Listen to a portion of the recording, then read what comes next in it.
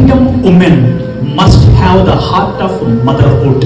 మాతృ హృదయం కలిగిన దైవ రాజ్య స్త్రీలు కావాలని దేవుడు కోరుతున్నాడు. ఏ బలిపీఠం అయితే పరిశుద్ధాత్మ సింహాసనంగా వేదికగా ఉన్నదో, ఈ రోజు ఇదేమైపోయిందంటే నా కాస్మెటిక్ గ్లో, నా సెల్ఫ్ ప్రమోషన్, క్రౌడ్ అట్రాక్షన్, నాకు వ్యూవర్షిప్ పెంచుకోవడానికి, నన్ను నేను మహిమపరచుకోవడానికి, నా సబ్స్క్రైబర్లు పెంచుకోవడానికి ఇలాగా పనికొచ్చేటువంటి దైనైన స్థితిలో దేవుడి యొక్క బలిపీఠము అయిపోయింది.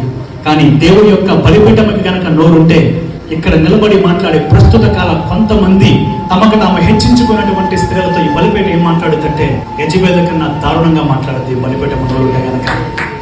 కానీ దైవ రాజ్యములో అందము మోసకరము, సౌందర్యము వ్యర్థము, యెహోవా యందు భయభక్తులు గల స్త్రీ కొనియాడబడుతుంది. స్త్రీకి అందము మనం ఏదో మేకప్ వేసుకుంటేనో లేదా మన అలంకారం చేసుకుంటేనో కాదంట.